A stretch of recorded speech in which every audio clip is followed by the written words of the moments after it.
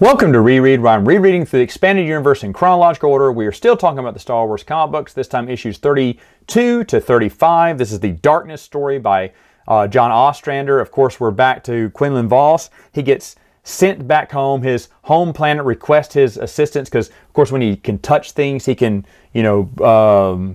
sense what's happened, what's gone on to people who've held that. He can see visions, and they need him on the planet to help solve a mystery, so the Jedi loan him out. He goes there, there's a bunch of slaughtered of his people, and he grabs some items around the area and finds out they were murdered by Anzadi. And then suddenly, Anzadi are already there. They've surrounded him while he was having this vision. And he just goes nuts and bonkers and almost tries to kill them all. I mean, he kind of loses a little bit and kind of tips over to the dark side. But then another Jedi helps him. Who's this? It's Master Tomi, his original master. But Quinlan Vos doesn't recognize him. Now, also in this is Villy, who Quinlan Vos immediately attacks because I guess at this point, Jedi Council or Acts of War had come out, and it was a prequel story with Villy in it, and Villy had betrayed the Jedi, and I guess that was new knowledge now. So to kind of retcon that, like, why would he be friends with Villy? Well, he didn't know because he lost his memory. But now that he's gained his memory, he has heard of the events of Acts of War where Villy betrayed the Jedi. And so he's really mad at Villy, but then lets him live or something. I don't know.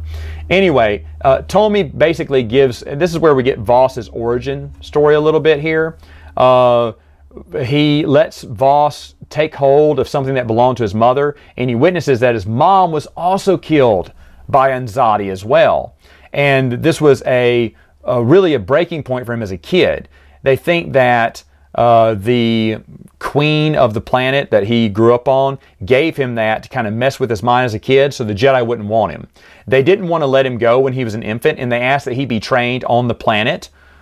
Still be with his people, but be trained on the planet. And so Tomi agreed temporarily, as long as the council agreed, because he was just a little bit old to be trained, but he thinks he could convince the council, and then he had to get the permission from the council to train him on the home planet.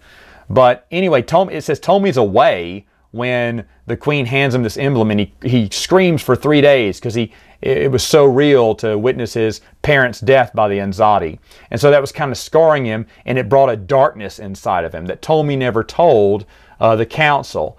In fact, later on, they find Aayla Secura on the planet, and he's mad. He thinks, oh, so y'all knew where she was this whole time. Mace Windu said he didn't know. It's like, Tomi's like, wait, and as the reader, you're going, that doesn't make any sense. And Tomi goes, it doesn't make any sense. If we knew she was here, and we knew this would, drudge up dark things from your past, no one would have sent you on this mission, dummy.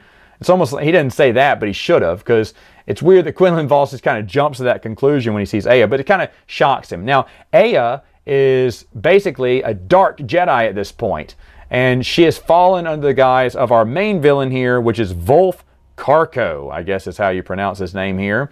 And Volf Karko controls Aayla Secura, and he's going to make her his queen one day. Okay, whatever. Quinlan Vos, of course, saves the day, kills Karko, frees Aayla Secura because they're fighting. She's still mad at him because she thinks Vos is responsible for the death of her uncle.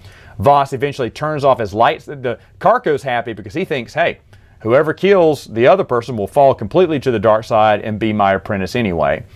And what Vos does is he turns off his lightsaber and goes, I will not fight you, Aayla Secura. I know that our bond as Padawan Master, you may not remember it, but you can feel it. Feel it, Aayla. And she goes, Qui-Gon, or not Qui-Gon, excuse me, hello. She says, Qui-Gon, look out. She says, Quinlan, I remember.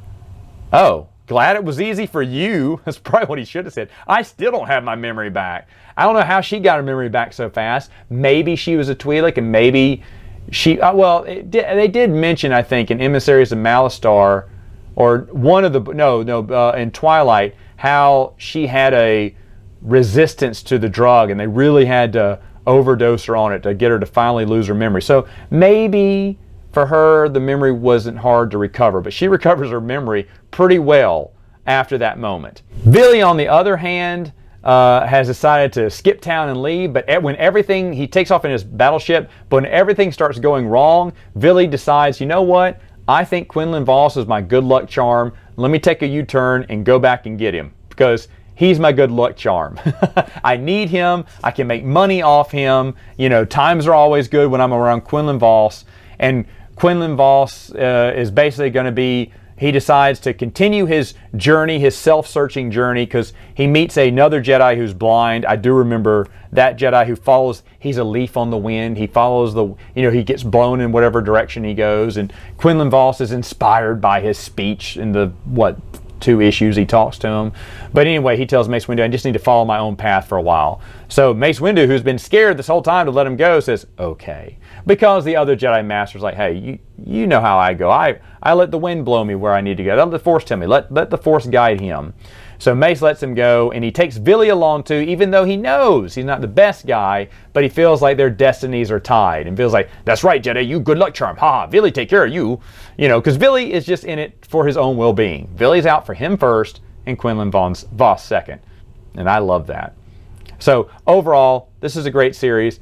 I still like Ostrander. The whole Quinlan Vos, Villy thing, how can you not like it? How can you not like it? It's really great. Someone asked me, what about Zane and Griff?